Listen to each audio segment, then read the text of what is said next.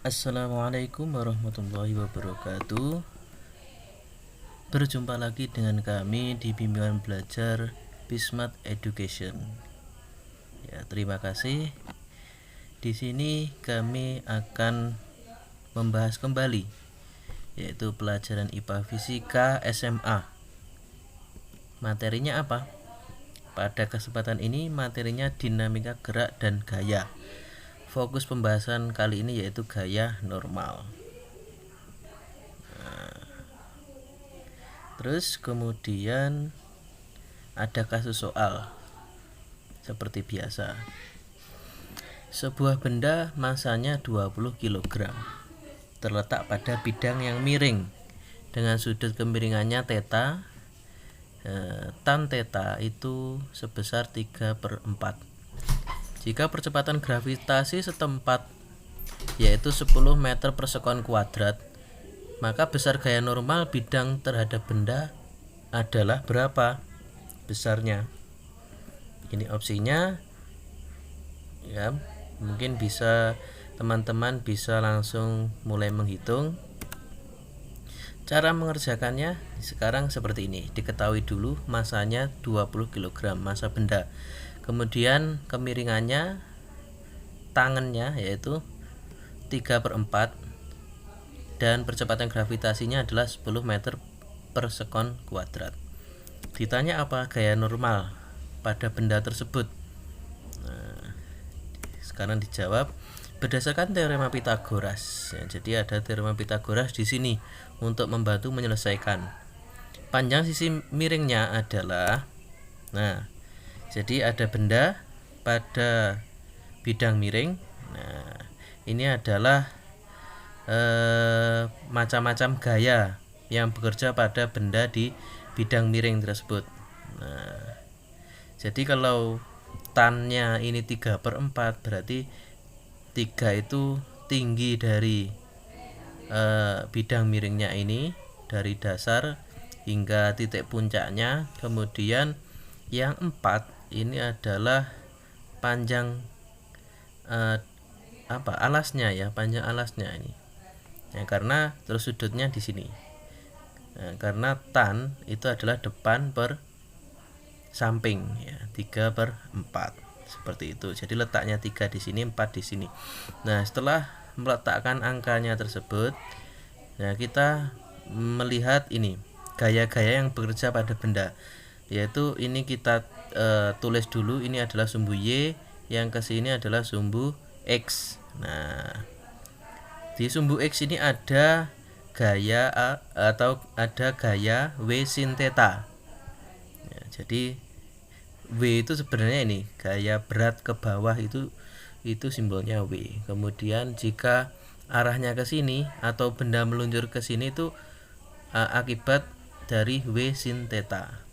Gaya berat dikali sin θ yaitu kemiringannya atau sinus dari sudutnya.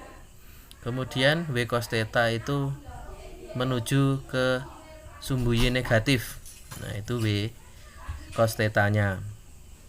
Kemudian yang melawan W cos θ itu adalah gaya normal. Gaya normalnya itu ke atas ini sebenarnya. Nah, jadi belum ditulis ya.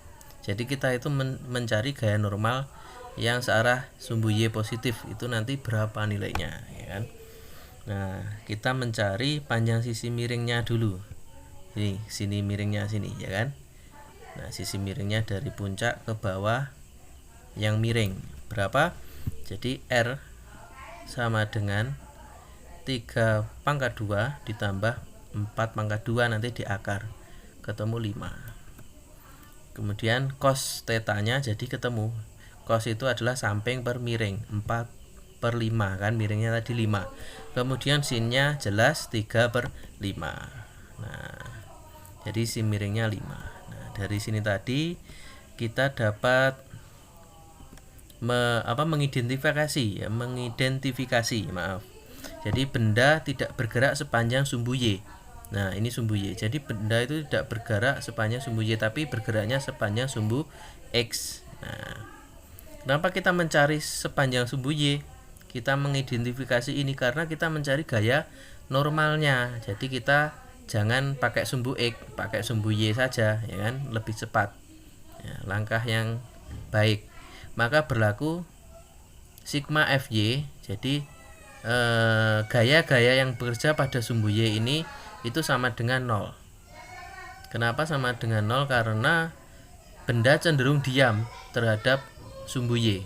Nah, tidak ada perjalanan atau pergerakan benda di sepanjang sumbu Y, maka 0.